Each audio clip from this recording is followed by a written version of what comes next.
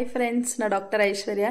ಇವತ್ತು ನಾನು ನಿಮ್ಗೆ ಈ ವಿಡಿಯೋ ಒಳಗಡೆ ಅಮ್ನಿಯಾಟಿಕ್ ಫ್ಲೂಯಿಡ್ ಬಗ್ಗೆ, ಅಮ್ನಿಯಾಟಿಕ್ ಫ್ಲೂಯಿಡ್ ಕಡಿಮೆ ಆದರೆ ಏನಂತಾರೋ, ಅಮ್ನಿಯಾಟಿಕ್ ಫ್ಲೂಯಿಡ್ ಹೆಚ್ಚಾದರೆ ಏನಂತಾರೋ ಅಂತ ಹೇಳಿ ನಾನು ನಿಮ್ಗೆ ತಿಳಿಸ್ಕೊಡ್ತೀನಿ.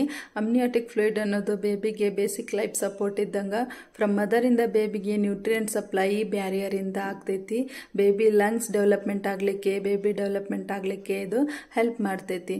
ಅಮ್ನಿಯಾಟಿಕ್ ಫ್ಲೂಯಿಡ್ ಎಟ್ ಅರೌಂಡ್ 12 ಡೇಸಿಗೆ ಫಾರ್ಮ್ ಆಗಲಿಕ್ಕೆ ಸ್ಟಾರ್ಟ್ ಮಾಡ್ತೈತಿ. ಇನ್ನು ಅಮ್ನಿಯಾಟಿಕ್ ಸ್ಯಾಕ್ ಒಳಗಡೆ first it is clear water ಇರ್ತೈತಿ. at around 20 weeksಗೆ it is formed by baby urine.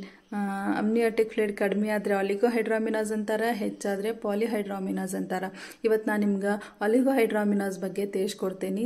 ಅಮ್ನಿಯಾಟಿಕ್ ಫ್ಲೂಯಿಡ್ನ ಬೈ ಅಲ್ಟ್ರಾಸೌಂಡಿಂದ ಮೆಜರ್ ಮಾಡ್ತಾರೆ ಬೈ AFI. ಅಮ್ನಿಯಾಟಿಕ್ ಫ್ಲೂಯಿಡ್ ಇಂಡೆಕ್ಸಿಂದ ಲೆಸ್ ದೆನ್ 5 ಸೆಂಟಿಮೀಟರ್ ಇದ್ದರೆ ಅದಕ್ಕೆ ಆಲಿಗೋಹೈಡ್ರಾಮಿನಾಸ್ ಅಂತಾರೆ. ಮತ್ತು ಇದನ್ನ ಸಿಂಗಲ್ ಡೀಪ್ ಪಾಕೆಟಿಂದನೂ ಮೆಜರ್ ಮಾಡ್ತಾರೆ.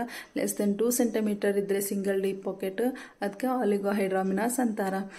ಕಾಸಸ್ ಫಾರ್ ಆಲಿಗೋಹೈಡ್ರಾಮಿನಾಸ್ ಅಂದರೆ ಮೆಟರ್ನಲ್ ಕಾಸ್ ಇರ್ಬೋದು, ಹೈಪರ್ಟೆನ್ಷನ್, ಡಯಾಬಿಟೀಸ್, ಪ್ರಿಯಕ್ಲಾಂಶಿಯಾ, ಎಕ್ಲಾಂಶಿಯಾ ಇರ್ಬೋದು, ಮತ್ತು ಪ್ಲೆಸೆಂಟಲ್ ಇನ್ಸಫಿಷಿಯನ್ಸಿ ಇರ್ಬೋದು, ಐಡೋಪತಿಕ್ ಕಾಸನು ಇರ್ಬೋದು.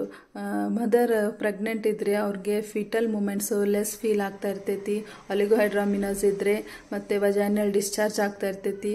Like gush of clear watery discharge ಆಗ್ತಾ ಇದ್ದರೆ ಅವರು ಇಮಿಡಿಯೇಟ್ಲಿ ಡಾಕ್ಟರ್ನ ಕನ್ಸಲ್ಟ್ ಮಾಡಬೇಕು. ರೆಗ್ಯುಲರ್ ಚೆಕಪ್ ಆ್ಯಂಡ್ ಮಾನಿಟ್ರಿಂಗ್ ಮಾಡ್ತಾ ಇರಬೇಕು. ಈ ಆಲಿಗೋಹೈಡ್ರಾಮಿನಾಸ್ನ ಹೇಗೆ ಮ್ಯಾನೇಜ್ಮೆಂಟ್ ಮಾಡಬೇಕಂದ್ರೆ, ಮದರು ಫ್ಲೂಯಿಡ್ ಇಂಟೇಕ್ನ ಜಾಸ್ತಿ ಮಾಡ್ತಾ ಹೋಗಬೇಕು. ಮತ್ತು ಅಮೈನೋ ಇನ್ಫ್ಯೂಷನ್ ಅಂತ ಹೇಳಿ ಟ್ರೀಟ್ಮೆಂಟ್ ಮಾಡ್ತಾರೆ. IV ಫ್ಲೂಯಿಡ್ ಇನ್ಫ್ಯೂಷನ್ ಅಂತ ಟ್ರೀಟ್ಮೆಂಟ್ ಮಾಡ್ತಾರೆ. ನಿಮಗೆ ಇಷ್ಟ ಆದರೆ ಲೈಕ್ ಆದರೆ ಫಾಲೋ ಮಾಡಿ. ಸಿಗೋಣ ನೆಕ್ಸ್ಟ್ ವಿಡಿಯೋದಲ್ಲಿ. ಬಾಯ್ ಬಾಯ್. ನೆಕ್ಸ್ಟ್ ವಿಡಿಯೋದಲ್ಲಿ ನಾನು ನಿಮ್ಗೆ ಪಾಲಿಹೈಡ್ರಾಮಿನಾಸ್ ಬಗ್ಗೆ ತಿಳಿಸ್ಕೊಡ್ತೀನಿ.